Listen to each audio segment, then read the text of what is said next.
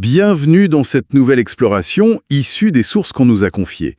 Aujourd'hui, un voyage assez exceptionnel nous attend. Oui, on retourne loin en arrière, hein. Très loin. Aux origines de la littérature, en Mésopotamie ancienne, il y a, près de 4000 ans. On va se pencher sur l'épopée de Gilgamesh. Souvent présentée comme la plus ancienne grande œuvre épique qu'on connaisse, oui. Exactement.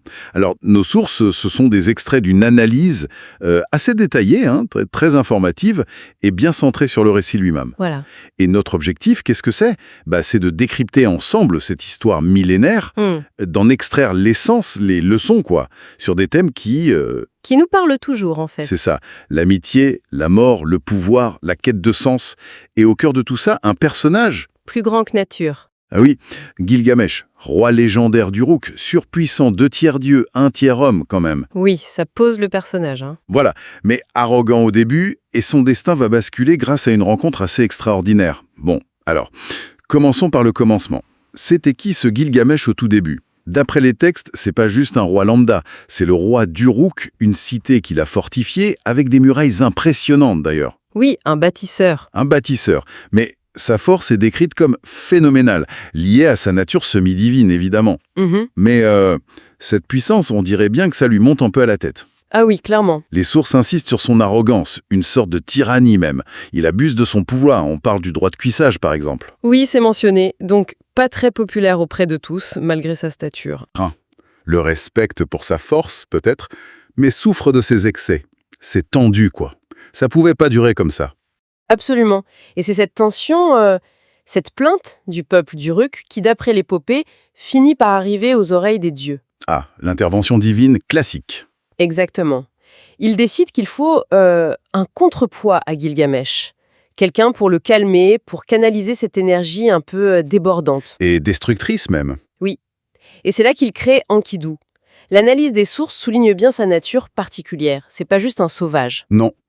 Il est l'égal de Gilgamesh, en force brute, ça c'est important. Mais il vit dans la nature, avec les animaux. Il ignore les codes, les complexités ou même, disons, les corruptions de la vie à Uruk. Une sorte de pureté originelle en quelque sorte ? C'est un peu ça, oui. Une force brute, mais pure. Un égal en force, mais d'un monde totalement différent. J'imagine le choc. Comment ça se passe, leur première rencontre ? Est-ce que ça le calme direct ? Pas vraiment en douceur. L'épopée raconte qu'Enkidu, après avoir été civilisé, on va dire, par une courtisane, Shama, Qu'il initie à la vie en société, c'est ça ? voilà, au plaisir humain, à la nourriture cuite, aux vêtements. Il arrive à Uruk. Et là, il entend parler des abus de Gilgamesh. Et ça lui plaît pas ? Pas du tout. Il décide de le défier. Leur première rencontre, c'est un combat. Mais un combat titanesque. Ah oui ? En pleine ville, ils se mesurent l'un à l'autre. Une épreuve de force incroyable. Mais curieusement, ça se termine pas par la mort ou la soumission. Qu'est-ce qui se passe alors ? Ils arrêtent comme ça ? Il y a une sorte de reconnaissance mutuelle. Gilgamesh, peut-être pour la première fois, trouve quelqu'un à sa hauteur, qui lui résiste. Qui ne plie pas. Exactement. Et Enkidu, lui, est sans doute impressionné par la vigueur de Gilgamesh. Et au lieu de la haine, c'est un respect intense qui naît. Du combat au respect. Et très vite, cette rivalité devient une amitié, mais alors extraordinaire, fusionnelle, inséparable, comme les 2 doigts de la main, C'est assez fou comme point de départ pour une amitié quand même. D'un affrontement à une fraternité quasi immédiate. Et l'analyse des sources insiste beaucoup là-dessus. Cette amitié, c'est pas juste de la camaraderie, c'est un agent de transformation pour Gilgamesh. Ah, c'est ça le point clé. Tempère son orgueil divin en le connectant à un autre. C'est très puissant. Une fois cette amitié bien scellée, j'imagine que leur énergie combinée, elle demande qu'à s'exprimer, non ? Tout à fait. Et c'est là que commencent les exploits héroïques. Galvanisés par leur force et leur confiance mutuelle, ils partent à l'aventure, pour la gloire, pour laisser une trace. Et la première grande aventure, c'est... La plus célèbre sans doute, l'expédition vers la forêt des Cèdres. Une forêt lointaine, interdite, gardée par un monstre terrifiant. Umbaba. Umbaba, rien que le nom fait peur. Oui, son cri est une tempête, son souffle est mortel. C'est du lourd. Mais pourquoi aller le défier ? Juste pour le frisson ? Pour la gloire. Pour la gloire, oui, mais pas seulement. Il y a aussi les ressources. Le bois de cèdre, très précieux en Mésopotamie. Ah, d'accord, un intérêt stratégique aussi. Voilà. C'est dangereux. Enkidu a peur d'ailleurs, il hésite. Mais Gilgamesh, toujours un peu mu par l'orgueil, mais aussi ce désir de faire quelque chose d'inoubliable, le convainc. Et ils y vont? Ils y vont, ils combattent Umbaba et, avec l'aide du dieu Shamash, ils réussissent à le vaincre, à le tuer. C'est un triomphe énorme. Et ça ne s'arrête pas là, je crois. Il y a une autre histoire célèbre. Non, en effet. Alors, retour à Uruk, leur renommée est immense. Tellement que la déesse Ishtar, déesse de l'amour, mais aussi de la guerre, attention, Une déesse importante. très, elle tombe sous le charme de Gilgamesh et elle lui propose carrément le mariage. La classe. Et il accepte? Pas du tout. Gilgamesh peut être un peu plus sage, mais toujours aussi direct, on va dire. Il refuse. Brutalement même. Ah bon? Pourquoi? Il lui rappelle le sort pas très joyeux de ses anciens amants. En gros, il lui dit qu'elle porte malheur. Oula, fallait oser dire ça à une déesse. Exactement.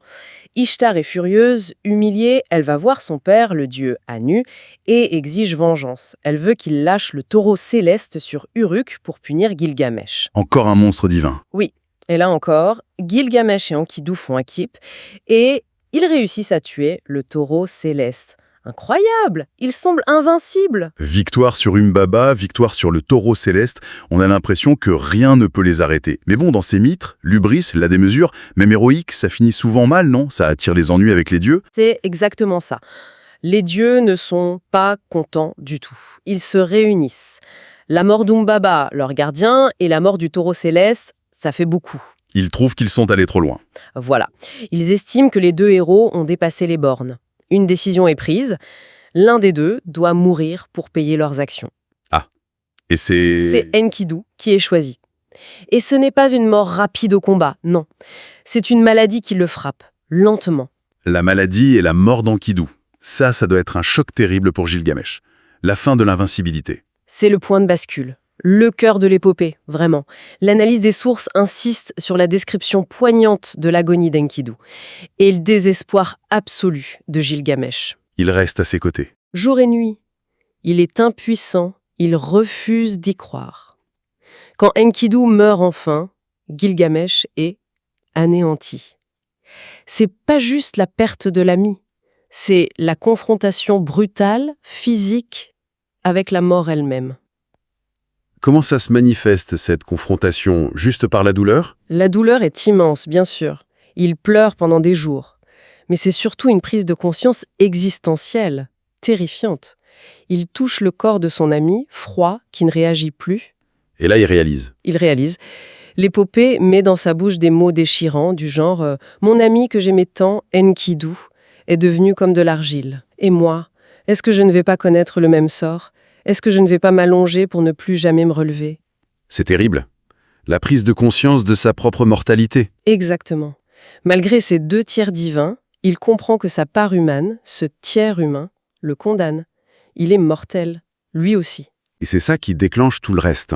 Cette peur panique de mourir. Oui, c'est le moteur.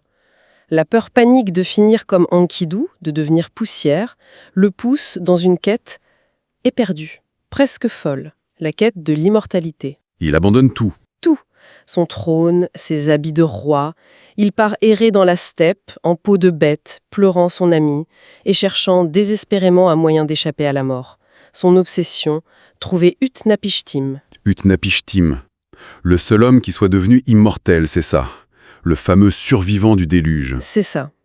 Utnapishtim et sa femme sont les seuls survivants d'un grand déluge envoyé par les dieux pour détruire l'humanité. Une histoire qui, l'analyse le note bien, a des parallèles incroyables avec le récit de Noé dans la Bible, mais qui est bien antérieur. Et donc, Gilgamesh pense qu'il détient le secret de la vie éternelle. Oui. En récompense pour avoir survécu et sauvé les germes de la vie, les dieux lui ont donné l'immortalité, juste à lui et sa femme. Du coup, Gilgamesh se lance dans un voyage, mais alors incroyablement dangereux. Il doit traverser des lieux mythiques. Oui, les montagnes gardées par des hommes scorpions, naviguer sur les eaux de la mort avec un passeur, Urshanabi. Tout ça pour atteindre l'île lointaine où vit Utnapishtim et lui arracher son secret. Après toutes ces épreuves, il y arrive enfin. Il rencontre Utnapishtim. Et alors, quelle est la révélation ? Il y a une formule magique, une épreuve. C'est un autre grand moment, mais la révélation est une douche froide pour Gilgamesh, profondément décevante. Ah. Utnapishtim lui raconte bien l'histoire du déluge, comment il a obtenu l'immortalité, mais il lui explique très clairement. C'était une décision unique des dieux. spécifique. Lié à des circonstances exceptionnelles qui ne se reproduiront jamais. Donc, pas de secret à transmettre. Aucun. L'immortalité, ce n'est pas une compétence, ça ne s'apprend pas. C'est un don divin, point. Et pour bien le lui montrer, il met Gilgamesh au défi. Rester éveillé 6 jours et 7 nuits. Facile pour un demi-dieu, non? Eh bien non. Épuisé par son voyage et son chagrin, Gilgamesh s'endort, presque aussitôt. Il n'arrive même pas à vaincre le sommeil, le frère de la mort. Ça prouve bien son impuissance face aux limites humaines. Quel coup dur! Après tout ce chemin, tous ces efforts surhumains, c'est terrible. Si même lui, Gilgamesh, le héros aux 2/3 divins, échoue, quel est le sage alors?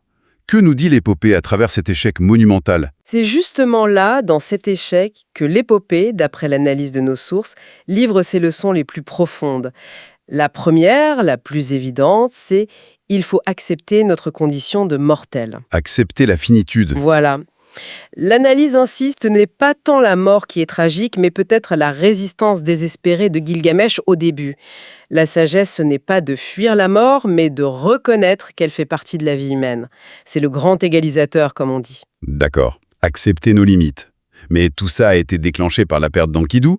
Quelle place l'épopée donne à cette amitié au final? Une place centrale, absolument centrale. C'est le deuxième grand enseignement. Leur relation, c'est pas juste une anecdote, c'est la source du sens de l'humanisation de Gilgamesh. L'amitié comme valeur suprême. En quelque sorte, l'amour fraternel, la loyauté, le soutien mutuel, ça donne à la vie une profondeur que le pouvoir, la gloire ou même une longue vie ne peuvent pas égaler. C'est l'amour pour Enkidu qui a transformé Gilgamesh, et c'est sa perte qui l'a forcé à se poser les vraies questions. Sans cette amitié, il n'y aurait pas eu de quête. Donc, accepter la mort, chérir les liens humains, est-ce que ça veut dire qu'il faut renoncer à toute ambition à soi? À toute quête? Se contenter de vivre au jour le jour? Pas forcément renoncer à l'ambition, mais peut-être la réorienter. C'est un autre point clé, la quête de sens. Puisque l'immortalité physique est hors de portée, ou trouver une forme de pérennité. Oui, une trace qui reste. C'est ça, l'épopée suggère que c'est dans la manière dont on vit notre temps limité. Utnapishtim et aussi une tavernière sage que Gilgamesh rencontre, Siduri, lui conseille en gros de profiter des plaisirs simples. Bien manger, faire la fête, aimer sa famille, faire son travail. Vivre pleinement l'instant présent. Oui, mais pas seulement. Il y a aussi l'idée de laisser une trace, de construire quelque chose qui dure. Ah, l'idée d'héritage. Exactement. Et c'est peut-être la leçon finale pour Gilgamesh. Après une dernière tentative ratée pour obtenir une plante qui rajeunit, un serpent la lui vole d'ailleurs, décidément pas de chance. Non. Il rentre enfin à Uruk et l'épopée se termine, dans une des versions, par Gilgamesh qui monte sur les remparts de sa ville avec le passeur Urshanabi. Il lui montre les murs. Ceux qu'il avait construits au début. Oui. Il lui dit, en substance, « Regarde ces murailles solides, bien bâties. N'est-ce pas là une œuvre magnifique qui va durer ?» L'analyse interprète ça comme une prise de conscience. Il comprend enfin. Il comprend que sa vraie immortalité, c'est pas son corps qui survit, mais c'est son œuvre, ce qu'il laisse derrière lui. Une cité forte, une civilisation qui continue. L'héritage prend le pas sur la quête égoïste d'une vie sans fin. C'est un message incroyablement riche qui se dessine. Accepter notre finitude, trouver le sens dans les liens humains et dans ce qu'on construit, ce qu'on transmet. C'est fou comme c'est moderne pour un texte si ancien. C'est ça qui fait sa force, sa pertinence à travers les âges. Et l'épopée met aussi en lumière notre vulnérabilité commune. Voir ce héros quasi divin effondré par le chagrin, terrorisé par la mort. Ça nous ramène à notre propre condition. Exactement. Ça nous rappelle que personne n'échappe aux grandes questions, aux grandes douleurs. Et Gilgamesh devient une sorte de miroir pour l'humanité depuis des millénaires. C'est vrai que ça résonne fort. On dit souvent que c'est la première œuvre à poser aussi clairement la question « qu'est-ce qu'être humain ?» Et son influence est énorme, on le sait, le déluge biblique, certains thèmes grecs. L'amitié héroïque, la confrontation au destin.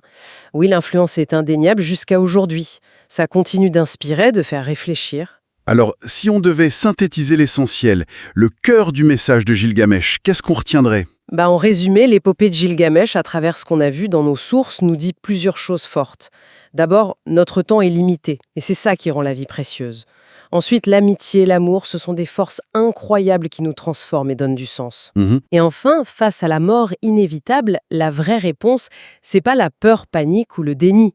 C'est plutôt le courage de vivre pleinement, d'aimer, de construire, de laisser quelque chose de positif derrière nous, peu importe l'échelle. Trouver la sagesse dans l'acceptation et l'action, en somme. C'est tout à fait ça. Une invitation à agir de manière constructive pendant le temps qui nous est donné. Une sagesse de 4000 ans, qui parle toujours autant. Pour finir, peut-être une petite pensée à laisser mûrir. L'épopée se ferme sur Gilgamesh, contemplant les murs d'Uruk, son héritage tangible, ce qui va lui survivre. Si on garde cette idée que ce qu'on bâtit au sens propre ou figuré, c'est une forme de pérennité plus forte que la survie individuelle. Comment ça se traduit pour nous, aujourd'hui? Quels sont les murs de briques, de relations, de savoir, d'actions qu'on peut essayer de construire, de laisser derrière soi? Voilà, une question ouverte pour poursuivre la réflexion.